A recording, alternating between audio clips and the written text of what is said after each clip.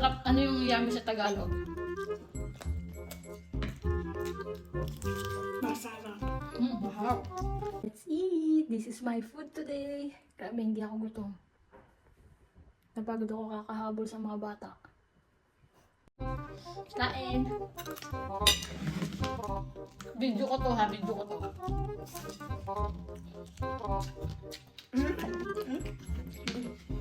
Ano yung masarap? Ano yung yummy sa Tagalog?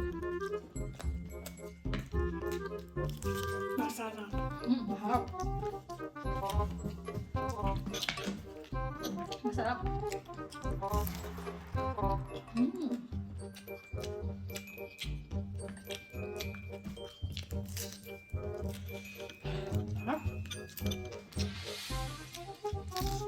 Sarap.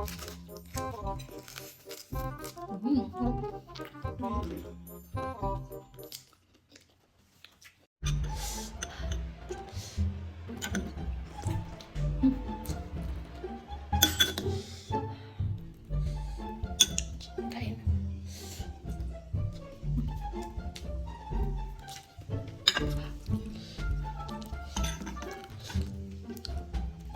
This morning, ang dami ko pong ginawa. Kaya mamaya hapon, madami pa rin ako gagawin. Kaya kailangan ko ng batin. Gumawa po ako kahapon ng spring roll. Lumpia pala. Sarap.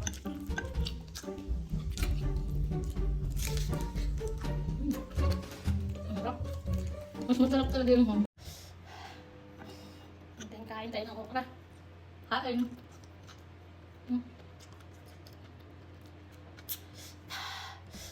Alam niyo po ba dito sa Switzerland mga katropa? Ang mahal po ng okra.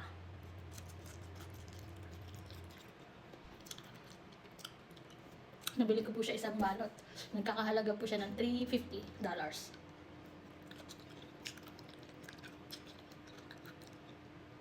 Dahil gusto kong kumain ng okra, kaya napabili ako. Pero ang mahal niya mga katropa.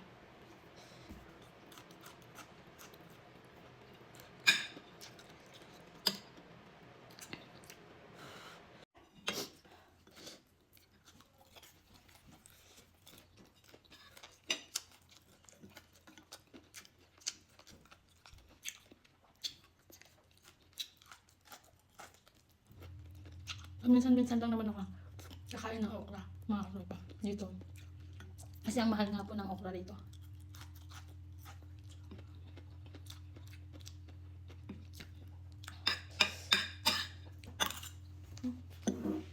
Tapos, bumili din po ako ng isda, tilapia. Mahal din po yung tilapia dito mga katropa, Switzerland. Doon ako bumili sa Asian store. Kasi doon lang yung meron.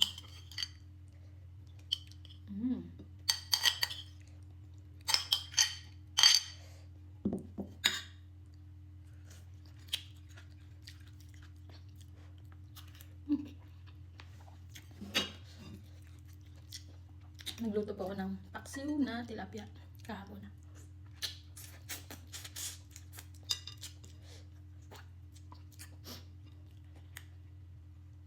Sarap.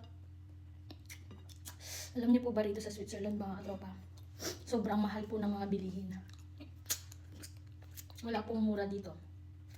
Kaya yung mga gumagawa ng content dyan, akala nila, sabi nila mura yung Switzerland, hindi, mahal po dito. Lahat mahal. Ito po yung isa sa pinakamahal na country. Mahal po yung bilihin. Hindi na nga ako nagbibilang eh. Pagbibili ako ng pagkain dito kasi pag kinonvert ko sa peso or sa Dubai, naiiyak ako. Naiiyak ako sa presyo. Kaya minsan, lucky ako kasi kung ano yung tira sa rep, yun yung inuubos ko. Para hindi na ako bumili ng pagkain. Kasi hindi naman kinakain nila, boss.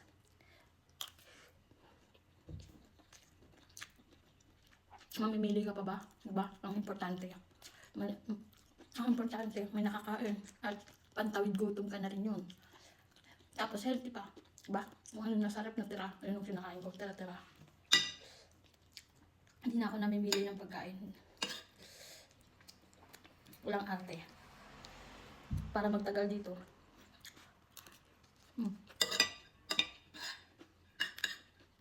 Yung mga boss ko nga pala, hindi kumakain ng kanin.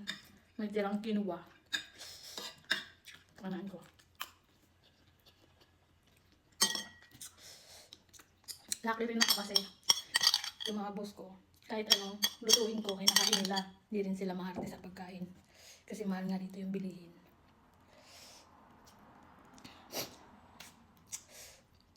Yes, mahal ang bilihin dito sa Switzerland.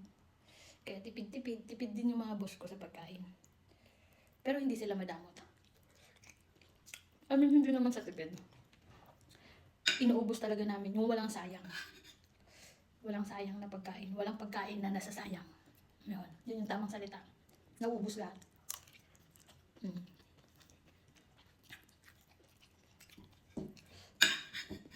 Bawal magtapon ng pagkain.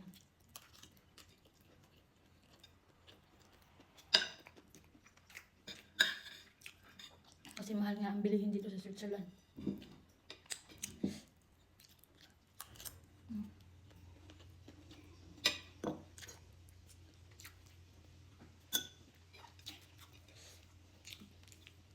Nag-craving ako sa paksiw.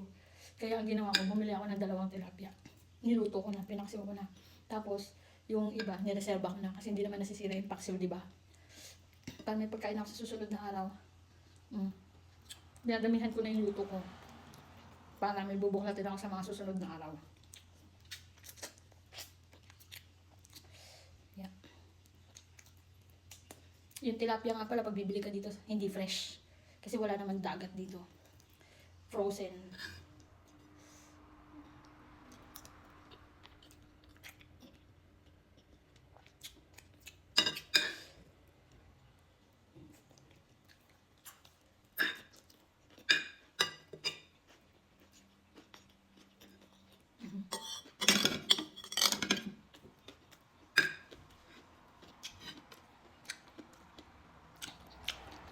Yung mga boss ko, ang isda lang na nakain nila. Salmon, tuna, salmon, tuna. Minsan nakakasawa din no? Pag palagi kang salmon, tuna. Rich na isda siya kasi mamahalin. Tsaka masarap. Pero pag palaging ganun, salmon, tuna, nakakamiss pa rin yung tilapia at saka bangus. Kaya bumibili ako, sarili kong isda. Tilapia at saka bangus. Kahit mahal, bibili pa rin ako. Pero once ano lang yun, once a month. Pero hindi ko pera ng mga boss ko. Kasama ko sa budget nila. Kasi nga, kaya minsan lang ako nabili ng pagkain ko.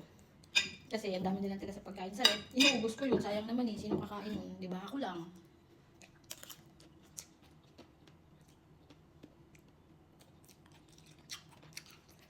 Yun lang.